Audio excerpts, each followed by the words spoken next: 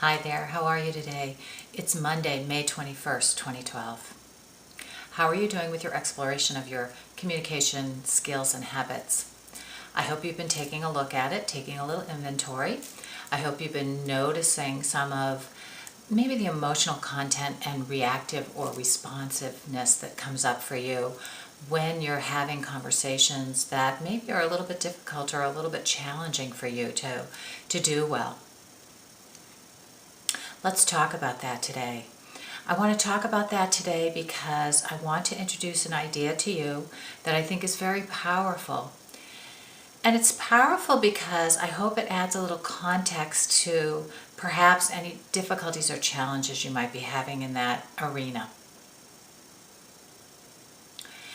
When we're young and we have situations arise where we're having a lot of emotional energy coming up in our being. So maybe when we're young and we're very afraid, or we're very angry, we're very nervous or agitated, when we perceive the world as being unsafe or scary, or we feel frightened because we don't have enough skills to deal with whatever the situation is that's in front of us. What happens is during that moment or moments or interlude when we're feeling a lot of emotional energy, if we're in an environment where we aren't able to process that emotional energy well, and we aren't able to process it pretty quickly afterwards, what happens is that's what I call an emotional trauma. It could be anywhere from just a tiny little experience to one that's really, really hard and sometimes horrific to go through. But when we're having emotional trauma and we aren't able to express that emotion right away, or we don't have a safe place to explore that immediately afterwards, what happens is generally that emotional trauma gets stuck in our being. It's almost as if the part of us that learns how to respond to the world gets anchored in then during that traumatic experience. So that whenever we encounter a situation in the future when we feel like we're afraid or angry or we don't have the skills to deal with what's in front of us, if it looks anything like what we've been through, we kind of reenact that situation and we bring up the old emotional energy as well as now the new emotional energy. And if we're still in a place where we can't deal with it and there aren't safe people around and it's not an environment where we can let go of our feelings, release that energy and talk about it and heal ourselves and make ourselves feel better, we get re-traumatized again.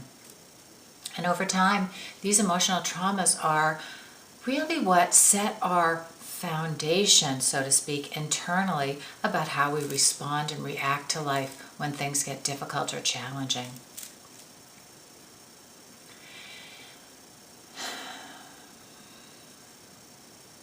If you're watching this video and you find that you're having a hard time with what I'm talking about because in fact you know you have a lot of emotional content in there left over from past experiences that have been traumatic in any kind of way, then it's time for you to get some help and support and to be able to start to process some of the old trauma.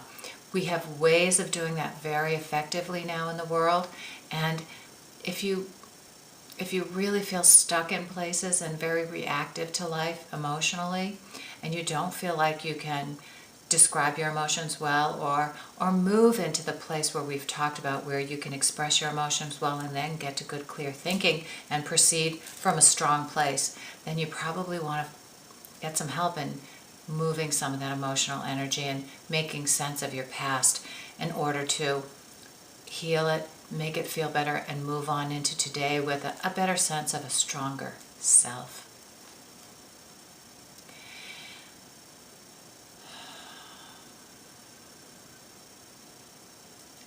Don't forget to breathe. Breathing is so important, and it really helps us move out of the places where we may have been traumatized. It's going to be an integral part of being able to utilize your stronger energy of today, being anchored in the present moment through your breathing. It's a tool that you'll never underuse in the future. It's such a wonderful gift, this tool of breathing and bringing ourselves into the present moment through breath work. Have a wonderful week.